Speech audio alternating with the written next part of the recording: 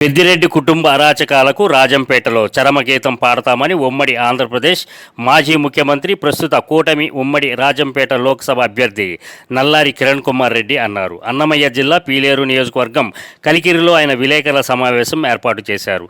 ఈ సందర్భంగా మాట్లాడుతూ ఉమ్మడి చిత్తూరు జిల్లాలో 1999కి ముందు సాధారణ చిన్న కాంట్రాక్టర్గా మొదలైన పెద్దిరెడ్డి రామచంద్రారెడ్డి జీవితం అనతి కాలంలో ఇసుక మైనింగ్, ఎర్రచందనంతో వేల కోట్ల అవినీతికి పాల్పడ్డారని ఆరోపించారు.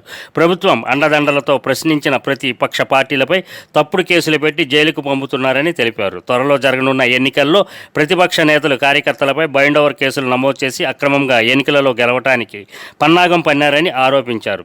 ఈ కార్యక్రమంలో టీడీపీ జాతీయ ప్రధాన కార్యదర్శి నల్లారి కిషోర్ కుమార్ రెడ్డి, చల్లా రామచంద్రారెడ్డి, షాజహాన్ బాషా, మండవల్లి రాంప్రసాద్ రెడ్డి, సుగవాసి బాలసుబ్రహ్మణ్యం పాల్గొన్నారు.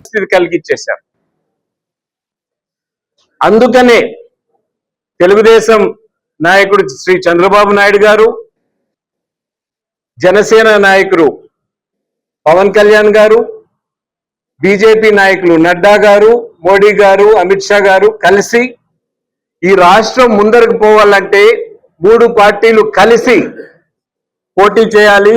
రాబోయే కాలంలో రాబోయే ప్రభుత్వంలో సంకీర్ణ ప్రభుత్వం ఇక్కడ ఉండి ముందర తీసుకొని పోగలిగితేనే, కేంద్రం యొక్క సహాయం ఉంటేనే ఆంధ్రప్రదేశ్ ముందరకు పోగలుగుతుందనే ఉద్దేశంతోనే ఈ కలయిక జరగటం జరిగింది. ఈ కలయికలో నన్ను క్యాండిడేట్గా మా పార్టీ ఆదేశాల మేరకు మేమందరం కలిసికట్టుగా ముందరకు పోదలుచుకున్నాం. 7 నియోజకవర్గాలు కూడా గెలిచే విధంగానే, అసెంబ్లీ నియోజకవర్గాలు పార్లమెంట్ గెలిచే విధంగానే మేము పని చేస్తాం. అందరూ కార్యకర్తలను కూడా, ప్రజల్ని కూడా ఈ 7 నియోజకవర్గాల్లో మాకు పూర్తి మద్దతు ఇవ్వమని కోరటం జరుగుతా ఉంది. ఇక్కడ జరుగుతున్న అంశాలు నేను చెప్పనవసరం లేదు.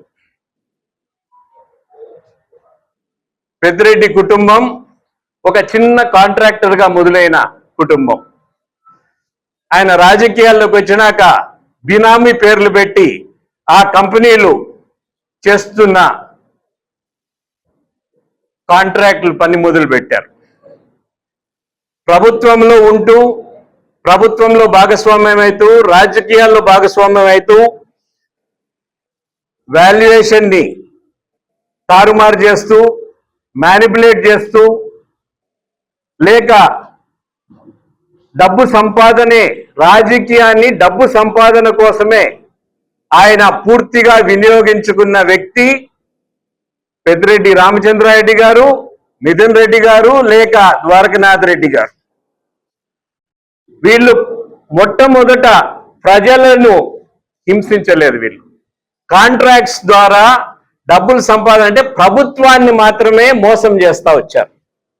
ప్రభుత్వాన్ని ఎట్లా కొల్లగొట్టాలి, మ్యానిపులేట్ ఎట్లా చేయాలి, బిల్లులు ప్రజలకు నొప్పి తగలలేదు. కానీ ప్రజాధనాన్ని దుర్వినియోగం అవుతా వచ్చింది.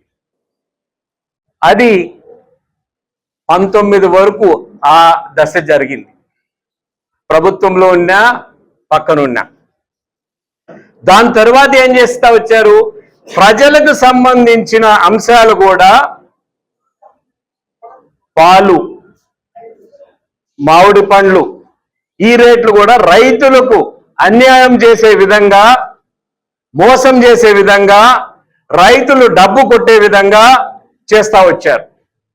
ఒక పక్క ప్రభుత్వంలో క్రియాశీలకంగా ఉంటూ ఇసుక కానీ, గనులు కానీ, లేక భూ కబ్జాలు కానీ, ఇవి ఒక పక్క దందాలు చేసుకుంటా పోయారు. ఎవరో వెనకాల లిక్కర్ అంటున్నారు, మర్చిపోతా ఉంటారు.